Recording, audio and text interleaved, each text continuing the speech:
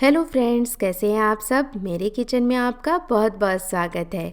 गर्मियों के अंदर हमें ज़्यादा हैवी खाना अच्छा नहीं लगता है और हम ये भी चाहते हैं कि ज़्यादा गर्मी के चलते हम किचन से जल्दी से फ्री भी हो जाएं।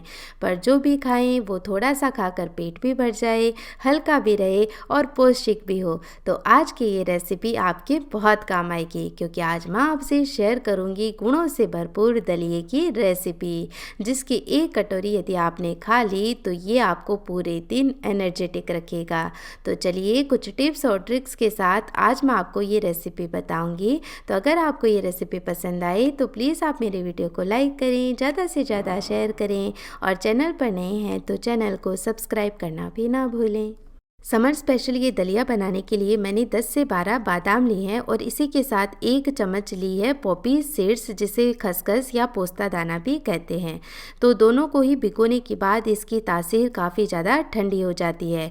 तो यदि आपके पास समय कम हो तो आप इन्हें गर्म पानी के अंदर 1 से 1.5 घंटे के लिए भिगो दें, तो ये बहुत ही जल्दी से फूलकर सेट हो जाएंगे। और यदि आप सुबह में ये दलिया बना रहे हैं तो फिर आप इन्हें रात भर के लिए भिगो कर भी रख सकते हैं।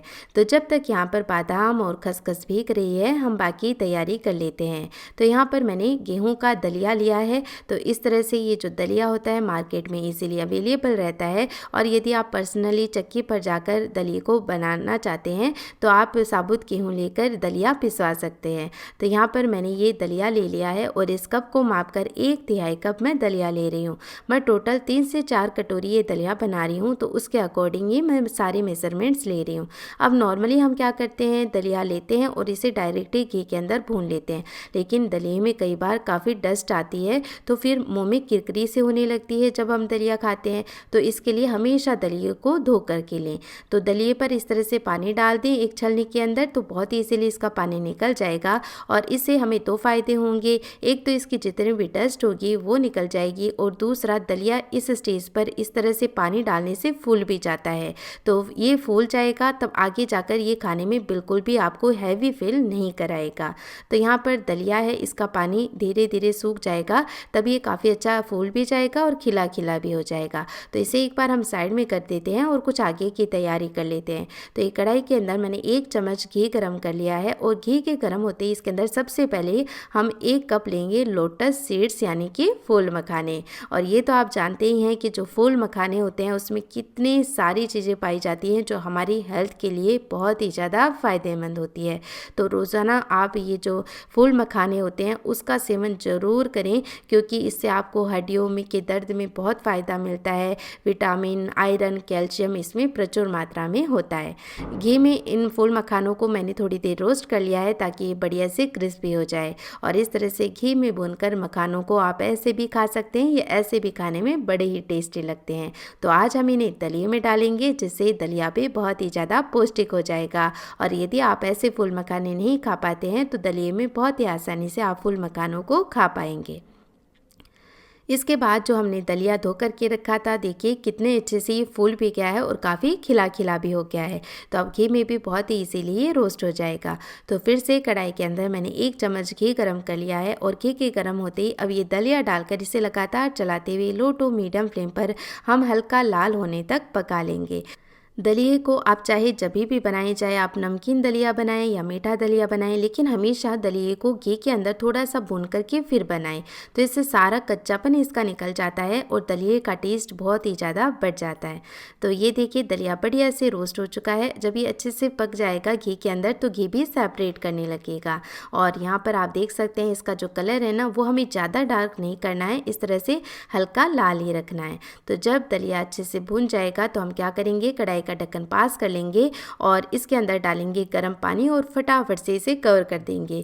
तो ऐसा करने से जो दलिया होता है वो 2 मिनट के अंदर ही फूलकर सॉफ्ट हो जाता है। तो यदि आप कुकर में दलिया नहीं बना रहे हैं ना, तो इस तरह से आप इजीली कुछ ही मिनटों में दलिया बना सकते हैं। बहुत ही आसानी से दलिया इस तरह से फूल जाता है। तो अपनी स्टीम से अब धीरे धीरे ये काफ़ी अच्छे से फूल जाएगा, और फिर हम इसमें दूध डालेंगे। यदि हम डायरेक्टली दलिए के अंदर दूध डाल देते हैं ना, तो दलिया पकने में समय ज़्यादा लेता है।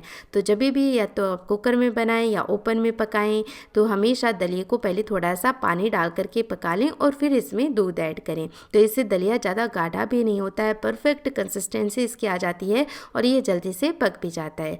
तो यदि आप इसे कुकर में बना रहे हैं तो पानी डालकर कुकर में एक विसल ले लें और फिर कुकर को ओपन करके इसमें दूध डालकर फिर पका लें। तो इससे दूध निकलने का भी कुकर से कोई टेंशन नहीं रहेगा और दलिया भी बढ़िया से पक जाएगा।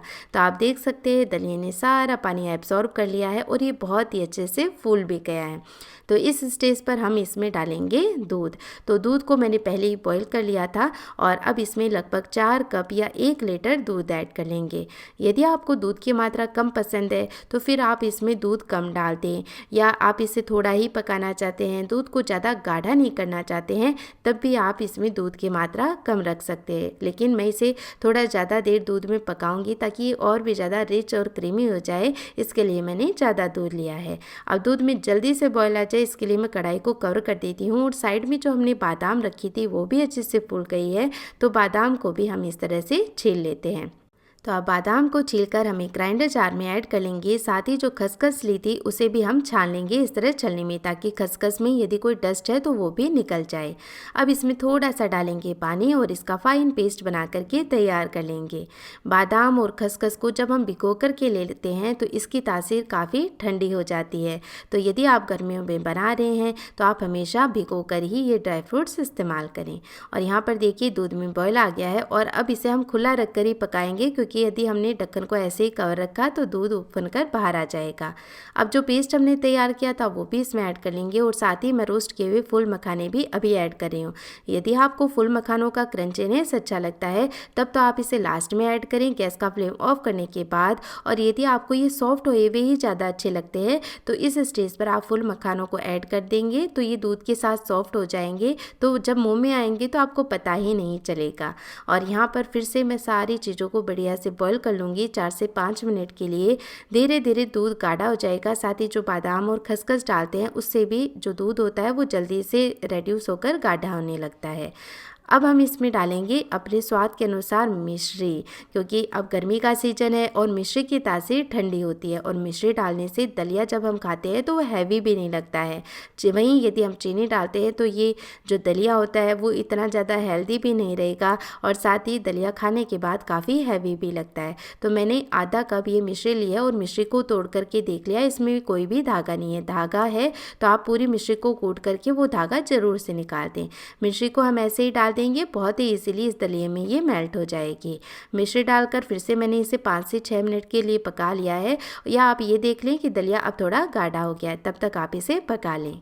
और ये भी ध्यान रखें फ्रेंड्स कि दलिये को पकाते पकाते ही ज़्यादा गाढ़ा ना करें, यानी जो खाने वाली कंसिस्टेंसी आप दलिये की रखना चाहते हैं उससे पतला ही दलिया आप कुक करें। क्योंकि यदि आपने इसे ज़्यादा यहीं पर पका लिया तो फिर जैसे ही रूम टेम्परेचर पर आएगा या खाने लायक होगा तब ये और भी ज़्यादा गाढ़ा हो जाएगा।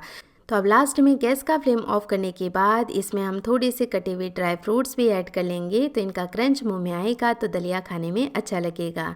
तो थोड़ी सी मैंने कटी हुई बादाम, पिस्ता और साथ ही चिरौंजी ऐड कर ली है और फ्लेवर के लिए इसमें इलायची पाउडर भी ऐड कर लिया है। बस सारी चीज़ों को कर लिया है मैंने बढ़िया से मिक्स और ये हमारा बहुत ही हेल्दी और टेस्टी दलिया बन करके तैयार है। और जो टिप्स मैंने बताई हैं उसके अनुसार यदि आप ये दलिया बनाते हैं तो दलिया खाने के बाद बिल्कुल भी हैवी नहीं लगेगा और बहुत ही ज़्यादा टेस्टी भी लगेगा। तो फ्रेंड्स आप भी ज़रूर से ये रेसिपी ट्राई करें और कैसी बनी मुझे कमेंट करके ज़रूर बताएं।